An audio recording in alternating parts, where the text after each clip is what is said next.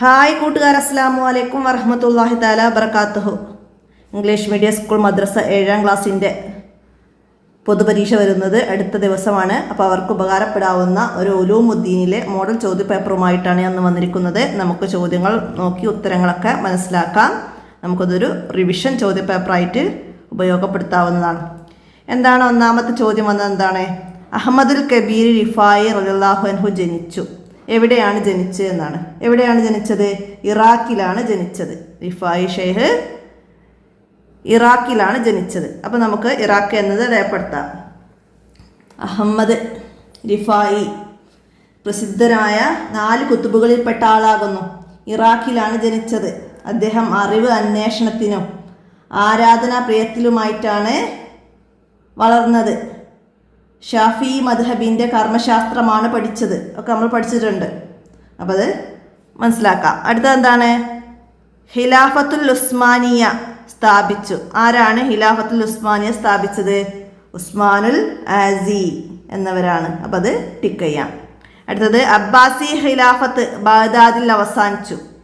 എപ്പോഴാണ് അബ്ബാസി ഖിലാഫത്ത് ബഗ്ദാദിൽ അവസാനിച്ചത്? ഹിജ്റ 656 അപ്പോൾ അത് ടിക്ക് ചെയ്യാം. അടുത്തത് മഴയുടെ ചുമതലയുള്ള മലക്ക് ആരാണ്? ആരാണ് മഴയുടെ ചുമതലയുള്ള മലക്ക്? മീകായിൽ അലൈഹിസ്സലാമിനാണ് മഴയുടെ ചുമതലയുള്ളത്. അപ്പോൾ നമുക്കത് അടയാളപ്പെടുത്താം.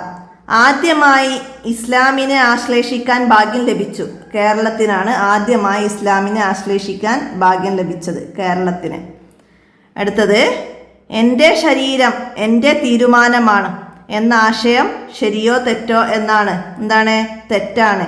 എൻ്റെ ശരീരം എൻ്റെ തീരുമാനമാണ് എന്നത് തെറ്റാണ്. അപ്പം അത് അടയാളപ്പെടുത്താം.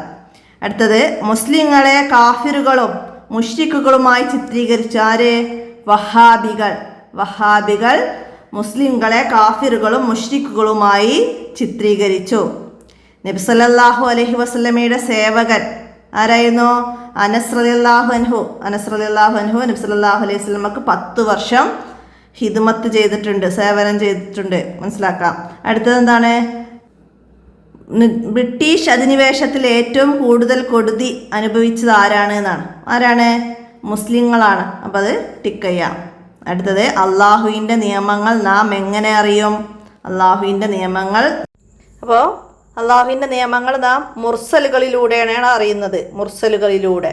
ഇവിടെ രണ്ടാമത്തെ ഓപ്ഷനാണ് ശരിയിടേണ്ടത്. ചെയ്യാം. ഇനി ഇവിടെ ചേരുംപടി ചേർക്കാനാണ് വന്നത്. എന്താണ്? ഇന്ത്യൻ ജനസംഖ്യയിൽ മുസ്ലിങ്ങൾ. ഇന്ത്യൻ ജനസംഖ്യയിൽ മുസ്ലിങ്ങൾ എത്രയാണ്? ഇത് 20%. 20% മുസ്ലിങ്ങളാണ്. അപ്പം അതിൻ്റെ നമുക്കവിടെ എഴുതി കൊടുക്കാം. അടുത്തത് കേരളത്തിലെ മുസ്ലിങ്ങൾ. കേരളത്തിലെ മുസ്ലിങ്ങൾ എന്താണ്? അത് 27%. കേരളത്തിലെ മുസ്ലിങ്ങൾ 27%. അപ്പം അതിൻ്റെ ഡി നമുക്കവിടെ എഴുതി കൊടുക്കാം. അറബി രാഷ്ട്രങ്ങൾ. അറബി രാഷ്ട്രങ്ങൾ 22. അറബി രാഷ്ട്രങ്ങൾ 22. അപ്പം അതിൻ്റെ എഴുതാം. അടുത്തതാ മുസ്ലിം ഭൂരിപക്ഷ രാജ്യം. മുസ്ലിം ഭൂരിപക്ഷ രാജ്യങ്ങൾ എത്രയാണെന്നാണ്. എത്രയാണ്? 50ഓളം വരുന്നുണ്ട്. 50ഓളം മുസ്ലിം ഭൂരിപക്ഷ രാജ്യങ്ങളുണ്ട്. അപ്പോൾ അതിൻ്റെ ബി നമുക്കിവിടെ എഴുതി കൊടുക്കാം. അടുത്തതാ 30 മില്യൺ മുസ്ലിങ്ങൾ. എവിടെയാണ് 30 മില്യൺ മുസ്ലിങ്ങളുള്ളത്? 30 മില്യൺ മുസ്ലിങ്ങൾ ചൈനയിലാണ്. ചൈന. അപ്പോൾ അതിൻ്റെ സി നമുക്ക് എഴുതി കൊടുക്കാം. അപ്പോൾ ഇതൊക്കെ പാഠഭാഗത്തിൽ മാച്ച് ചെയ്യാൻ വന്ന ഇതാണ്. അപ്പോൾ അതൊക്കെ മനസ്സിലാക്കുക. അതുപോലെ ആസാമിലെ മുസ്ലിങ്ങൾ, ജമ്മു കാശ്മീരിലെ മുസ്ലിങ്ങൾ എന്നൊക്കെ നമ്മൾ പഠിച്ചിട്ടുണ്ട്. അപ്പോൾ അതൊക്കെ മനസ്സിലാക്കി വെക്കുക പാഠത്തെ ആസ്പദമാക്കിയിട്ട്. അടുത്തത് മാച്ച് ചെയ്യാൻ തന്നെയാണ്. കൻസുൽ ഉമ്മാൽ. കൻസുൽ ഉമ്മാൽ ആരുടേതായിരുന്നു? അലി ഇബ്നു ഹുസാമുദ്ദീൻ രചിച്ചതാണ്. അപ്പം അതിൻ്റെ എഴുതാം. അടുത്തതാ സംരക്ഷിക്കുന്നവർ. സംരക്ഷിക്കുന്നവർ എന്നാൽ ഹഫലത്ത്. ഹഫലത്ത് എന്നാണ്. അപ്പം അതിൻ്റെ ഡി എഴുതാം. വഹിക്കുന്നവർ. വഹിക്കുന്നവർ എന്നാണ് എന്ത്? ഹമലത്ത്. ഹമലത്ത് വഹിക്കുന്നവർ. പിന്നെന്തായിരുന്നോ? അദാബ് ശിക്ഷിക്കുന്നവർ, അദാബ് ശിക്ഷിക്കുന്നവർ, റഹ്മത്ത് കാരുണ്യം ചെയ്യുന്നവർ. അതൊക്കെ നമ്മൾ പാഠത്ത് പഠിച്ചിട്ടുണ്ട്. അപ്പോൾ അതൊക്കെ മനസ്സിലാക്കുക. അടുത്തത് എന്താണ്? ഉസ്മാനി ഭരണം അവസാനിച്ചു. എന്നാണ് ഉസ്മാനി ഭരണം അവസാനിച്ചത്? ഹിജറ 1342. ഹിജറ 1342 ഉസ്മാനി ഭരണം അവസാനിച്ചു. അപ്പം അതിൻ്റെ ബി എഴുതാം. അടുത്തത് എന്താണ്? ഷെയ്ഖ് റിഫായി റളിയല്ലാഹു അൻഹു ഹിജറ 578 അപ്പം അതിൻ്റെ സി എഴുതാം നമുക്കവിടെ. ഷെയ്ഖ് റിഫാഹി എന്നവർ ഹിജറ 578 വഫാത്തായി. അപ്പം അതിൻ്റെ സി നമുക്കവിടെ എഴുതി കൊടുക്കാം. അടുത്തത് ഹുജ്ജത്തുല്ലാഹി ബാലിയ, ഹുജ്ജത്തുല്ലാഹുൽ ബാലിയ ഷാഹ് വലിയുല്ലാഹിയുടേതാണ്. അപ്പം അതിൻ്റെ എ നമുക്കവിടെ എഴുതി കൊടുക്കാം. അപ്പോൾ അതൊക്കെ ഇതിൻ്റെ കൂടെ തന്നെ പാഠഭാഗത്തിൽ മറ്റ് പേരുകളൊക്കെ പറയുന്നുണ്ട്. അപ്പോൾ അതൊക്കെ മനസ്സിലാക്കി പഠിക്കുക. അതുപോലെ വന്നാൽ നമുക്ക് അടയാളപ്പെടുത്താൻ കഴിയണം. ഇനി പൂരിപ്പിക്കാനാണ്. എന്താ വന്നത്? ഏറ്റവും പഴക്കമുള്ള അറബി മലയാള കൃതി ഏതാണ്? മുഹീദ്ദീൻ മാലയാണ് ലഭ്യമായ ഏറ്റവും പഴയ അറബി മലയാള കൃതി. അപ്പോൾ ഇവിടെ മുഹീദ്ദീൻ മാല എന്ന് നമുക്ക് എഴുതി കൊടുക്കാം. അടുത്തതെന്താണ്? വിശുദ്ധ ഖുർആൻ അവതരണീയമായതോടെ എല്ലാം ദുർബലപ്പെട്ടു. എന്താണ്? അവസാന ഗ്രന്ഥമായ പരിശുദ്ധ ഖുർആൻ അവതരണീയമായതോടെ പൂർവ്വവേദങ്ങളെല്ലാം ദുർബലപ്പെട്ടു. അപ്പം നമ്മുടെ പൂർവ്വവേദങ്ങൾ എന്ന് എഴുതി കൊടുക്കാം. പൂർവ്വവേദങ്ങളെല്ലാം ദുർലഭപ്പെട്ടു. അടുത്തതെന്താണ്? ഡേഷിലാണ് മുസ്ലിം പൊതു നേതൃത്വം അവസാനിച്ചത്. എന്താണ്? 1924 ഖിലാഫത്ത് എന്ന മുസ്ലിം പൊതു നേതൃത്വം അവസാനിച്ചത് 1924 ഖിലാഫത്ത് എന്ന മുസ്ലിം പൊതു നേതൃത്വം അവസാനിച്ചത്. അപ്പം അത് വർഷം അവിടെ എഴുതി കൊടുക്കുക. അടുത്തതെന്താണ്? അല്ലാഹു തആല അല്ലാതെ ഡേഷ് ഇല്ല. എന്താണ്? അല്ലാഹു തആല അല്ലാതെ വിധി കർത്താവില്ല. ഖുർആൻ പറയുന്നു ഇനിൽ ഹുക്കുമു ഇല്ലാ ലില്ലാഹ്. അല്ലാഹു തആല അല്ലാതെ വിധി കർത്താവില്ല. അപ്പം അത് എഴുതി കൊടുക്കാം. അടുത്ത ഇനി ഒറ്റ വാക്കിൽ ഉത്തരം എഴുതാനാണ്. ഉസ്മാനി ഭരണ തലസ്ഥാനം ഏതാണ്? ഉസ്മാനി ഭരണ തലസ്ഥാനം ഇസ്താൻബൂൽ ആയിരുന്നു അവരുടെ തലസ്ഥാനം. ഇസ്താൻബൂൽ. ഉസ്മാനി ഭരണ തലസ്ഥാനം ഇസ്താൻബൂൽ. കോൺസ്റ്റാന്റിനോപ്പിൾ എന്നൊക്കെ അറിയപ്പെടുന്ന സ്ഥലമാണ്. തുർക്കിയിലെ ഒരു പ്രധാന നഗരാണ് ഇസ്താൻബൂൽ. കോൺസ്റ്റാന്റിനോപ്പിൾ എന്നും അറിയപ്പെടുന്നുണ്ട്. ഉസ്മാനി ഭരണം 1342 അവസാനിച്ചു. 37 സുൽത്താൻമാരാണ് ഇതിനകം ഭരണം നടത്തിയത് എന്നൊക്കെ നമ്മൾ പഠിച്ചിട്ടുണ്ട്. അപ്പോൾ അതൊക്കെ മനസ്സിലാക്കുക. അടുത്തത് സമസ്തയുടെ പ്രഥമ പ്രസിഡന്റ് ആരായിരുന്നു? വരക്കൽ മുല്ലക്കോയ തങ്ങളായിരുന്നു അതിൻ്റെ പ്രഥമ പ്രസിഡന്റ്. സമസ്ത കേരളീയ ജമിയത്തുൽ ഉലമ സ്ഥാപിക്കുകയും വരക്കൽ മുല്ലക്കോയ തങ്ങൾ അതിൻ്റെ പ്രഥമ പ്രസിഡന്റ് സ്ഥാനം ഏറ്റെടുക്കുകയും ചെയ്തിട്ടുണ്ട്. അപ്പം അത് വരക്കൽ മുല്ലക്കോയ തങ്ങൾ എന്ന് എഴുതാം. അടുത്ത് മലബാർ സമരം നടന്ന വർഷം. മലബാർ സമരം നടന്ന വർഷം 1921 മലബാർ സമരം നടന്നത്. ആലി മുസ്ലിയാർ, കട്ടിലശ്ശേരി മുഹമ്മദ് മുസ്ലിയാർ, ചെമ്പകശ്ശേരി തങ്ങള്, പാണക്കാട് ഹുസൈൻ തങ്ങൾ, വാര്യംകുന്നത്ത് കുഞ്ഞഹമ്മദ് ഹാജി, ഉണ്ണി മൂസ തുടങ്ങിയവരൊക്കെ മലബാർ സമരത്തിന് നേതൃത്വം നൽകിയ പ്രമുഖരാണ്. അപ്പോൾ ആ പേരൊക്കെ പഠിക്കുക. എഴുതാൻ വന്നാൽ നമുക്ക് എഴുതാൻ കഴിയണം. അടുത്തെന്താണ്?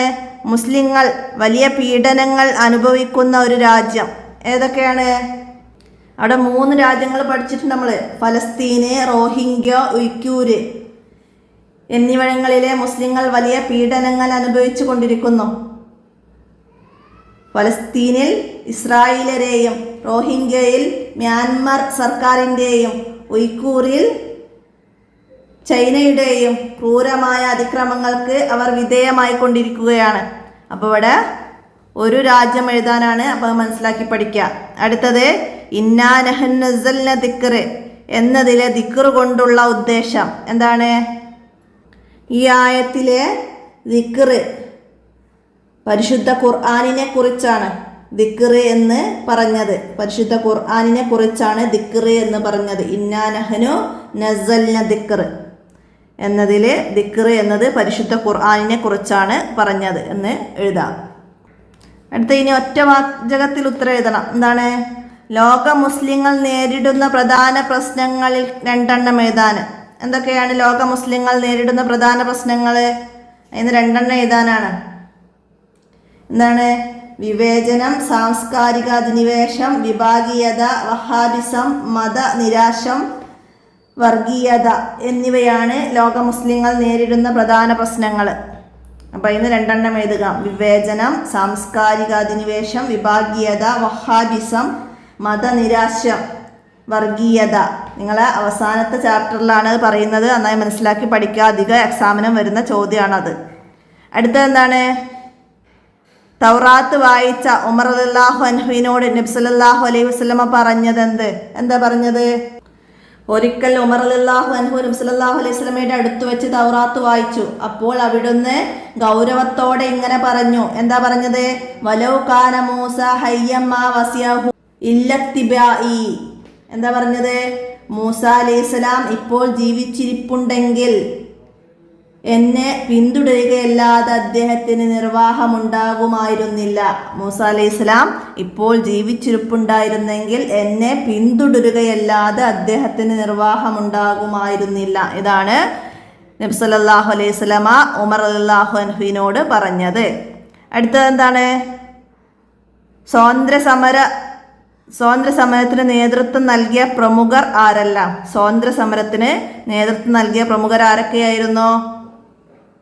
ാണ് മമ്പുറം തങ്ങളെ, ഉമർ ഖാലി, ഷൗക്കത്ത് അലി, മുഹമ്മദ് അബ്ദുറഹ്മാൻ സാഹിബ് തുടങ്ങിയവരാണ് സ്വാതന്ത്ര്യ സമരത്തിന് നേതൃത്വം നൽകിയ പ്രമുഖർ. അപ്പോൾ നിങ്ങളെ 10ാമത്തെ പാഠത്തിൽ നമ്മൾ പഠിച്ചിട്ടുണ്ട്. അപ്പോൾ അത് നന്നായി മനസ്സിലാക്കി പഠിക്കുക. അടുത്തത് എന്താണ്? നബി സല്ലല്ലാഹു അലൈഹി വസല്ലമയുടെ വസ്ത്രവും ശരീരവും എങ്ങനെയായിരുന്നു? വെടിപ്പുള്ള വസ്ത്രവും വൃത്തിയുള്ള ശരീരവുമായിരുന്നു. നമ്മൾ നമ്മുടെ 19ാമത്തെ പാഠത്ത് പഠിച്ചിട്ടുണ്ട്. എന്താ പഠിച്ചത്? നബി സല്ലല്ലാഹു അലൈഹി വസല്ലമ തങ്ങളുടെ ഹൃദയവും ആന്തരവും പോലെ വെടിപ്പുള്ള വസ്ത്രവും വൃത്തിയുള്ള ശരീരവുമായിരുന്നു. തങ്ങളുടെ ഹൃദയവും ആന്തരവും പോലെ വെടിപ്പുള്ള വസ്ത്രവും വൃത്തിയുള്ള ശരീരവുമായിരുന്നു.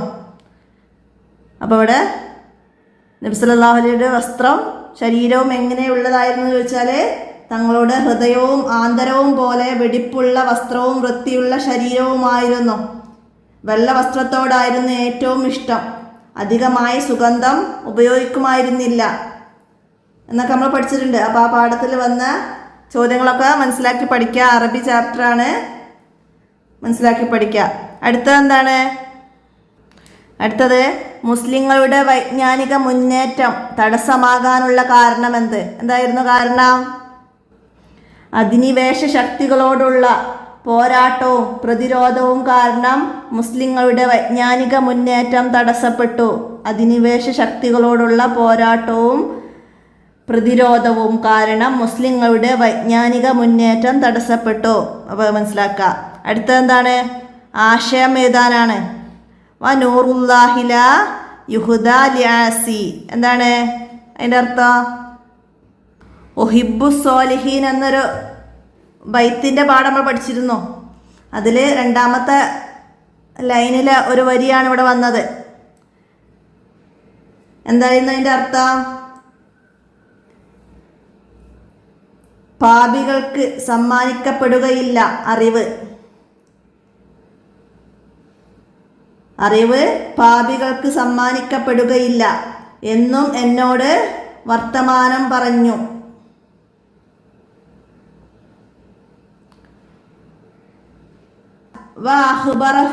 അഖ്ബറനി ബി അന്ന ഇൽമി നൂറിൻ വ നൂറുല്ലാഹി ലാ യുഹ്ദാ ലിയാസി. എന്താണ്? അറിവ് എന്നത് അള്ളാഹുവിൻ്റെ നൂറാണ്, അത് പാപികൾക്ക് സമ്മാനിക്കപ്പെടുകയില്ല എന്ന് എന്നോട് വർത്തമാനം പറഞ്ഞു എന്നാണ് അതിൻ്റെ ഫുള്ളായിട്ടുള്ള അർത്ഥം വരുന്നത്. അപ്പോൾ അത് ആശയങ്ങളൊക്കെ നന്നായി മനസ്സിലാക്കി പഠിക്കുക. ഇതുപോലെ എഴുതാൻ എന്തായാലും ഒരു വരി നിങ്ങൾക്ക് പ്രതീക്ഷിക്കാം. വിട്ട ഭാഗം പൂരിപ്പിക്കാനും വരാം ആ ബൈത്ത്. അപ്പം അത് നന്നായിട്ട് മനസ്സിലാക്കി പഠിക്കുക, എല്ലാവരും ഉപകാരപ്പെടുത്തുക. അടുത്തത് എന്താണ്? ഇന്ത്യയിലെ മുസ്ലിം ഭരണാധികാരികൾ നിർമ്മിച്ച 4 മഹാമന്ദിരങ്ങൾ ഏതൊക്കെയായിരുന്നു? കുത്തബ് മിനാർ, താജ്മഹൽ, ഡൽഹി ജുമാ മസ്ജിദ്, ചെങ്കോട്ട, ഫത്തേപൂർ സിക്രി, ചാർമിനാർ തുടങ്ങിയ മഹാമന്ദിരങ്ങൾ നിർമ്മിക്കപ്പെട്ടു. ഇന്ത്യയിൽ മുസ്ലിം ഭരണത്തിൻ്റെ പ്രധാന നേട്ടങ്ങൾ എന്ന് പറഞ്ഞിട്ട് പാഠഭാഗത്തിൽ 10 പോയിന്റുകൾ പറയുന്നുണ്ട്. അതിൽ വരുന്നതാണ്. അപ്പോൾ അതിൽ ഓരോ പോയിന്റിൽ നിന്നും ചോദ്യങ്ങൾ ഇതുപോലെ വരാം. മനസ്സിലാക്കി പഠിക്കുക. നിങ്ങളുടെ 15ാമത്തെ പാഠമാണ്, മനസ്സിലാക്കുക. അടുത്തത് എന്താണ്? അടുത്തത് ഉമർ റളിയല്ലാഹു അൻഹുവിനെ കരയിപ്പിച്ച കാഴ്ച എന്തായിരുന്നു? മഹാനായ ഉമർ ഫാറൂഖ് റളിയല്ലാഹു അൻഹു നബി സല്ലല്ലാഹു അലൈഹി വസല്ലമയുടെ വീട്ടിൽ കടന്നു വന്നു. അപ്പോൾ കണ്ട കാഴ്ച അദ്ദേഹത്തെ അസ്വസ്ഥനാക്കുകയും ദുഃഖിപ്പിക്കുകയും കണ്ണീർ വാർക്കാൻ കാരണമാക്കുകയും ചെയ്തു. എന്തായിരുന്നു ആ കാഴ്ച? ഈന്തപ്പനയോലയാൽ മെനഞ്ഞുണ്ടാക്കിയ പരുപരുത്ത ഒരു പായയിൽ തിരുദൂതർ കിടക്കുന്നത് കണ്ടതായിരുന്നു അതിന് കാരണം. ഈന്തപ്പനയോലയിൽ മെനഞ്ഞുണ്ടാക്കിയ പരുപരുത്തതായ ഒരു പായയിൽ തിരുദൂതർ കിടക്കുന്നത് കണ്ടതായിരുന്നു ഉമർ റളിയല്ലാഹു അൻഹുവിനെ കരയിപ്പിച്ച കാഴ്ച. ഉമർ റളിയല്ലാഹു അൻഹു നബി സല്ലല്ലാഹു അലൈഹി വസല്ലമയുടെ വീട്ടിൽ എന്തൊക്കെയായിരുന്നു കണ്ടത്? ഈന്തപ്പനയോലയുടെ നാരുകൾ കൊണ്ടുണ്ടാക്കിയ തലയിണയും അക്കേഷ്യ ചെടിയുടെ ഇലകളും തലക്കടുത്ത് കെട്ടിത്തൂക്കിയ ഊറക്കിടാത്ത തോലും പിന്നെ ഒരു പിടി ബാർലിയുമല്ലാതെ ഹബീബിൻ്റെ വീട്ടിൽ ഒന്നും കാണാനായില്ല. അപ്പോൾ ഇവിടെ നമ്മൾ ഫസ്റ്റ് പറഞ്ഞ ഈന്തപ്പനയോലയിൽ മെനഞ്ഞുണ്ടാക്കിയ പരുപരുത്തതായ ഒരു പായയിൽ തിരുദൂതർ കിടക്കുന്നത് കണ്ടാണ് ഉമർ റളിയല്ലാഹു അൻഹു കരഞ്ഞത് എന്ന് എഴുതാം. അടുത്തതെന്താണ്? യാത്രയിൽ നിന്ന് മടങ്ങുമ്പോൾ ഷെയ്ഖ് റിഫായിയുടെ പതിവ് എന്തായിരുന്നു? അദ്ദേഹം യാത്രയിൽ നിന്ന് തിരിച്ചു വരുമ്പോൾ നാടിനോട് അടുത്തെത്തിയാൽ വിറക് ശേഖരിക്കുകയും അത് തലയിൽ ചുമന്നു കൊണ്ടുവരികയും ചെയ്യുമായിരുന്നു. നാടിനോടടുത്തെത്തിയാൽ വിറക് ശേഖരിക്കുകയും അത് തലയിൽ ചുമന്നു കൊണ്ടുവരികയും ചെയ്യുമായിരുന്നു. അപ്പോൾ അതാണ് എഴുതേണ്ടത്. അദ്ദേഹത്തിൻ്റെ സഹപ്രവർത്തകർ മുഴുവനും ഇങ്ങനെ ചെയ്യുമായിരുന്നു.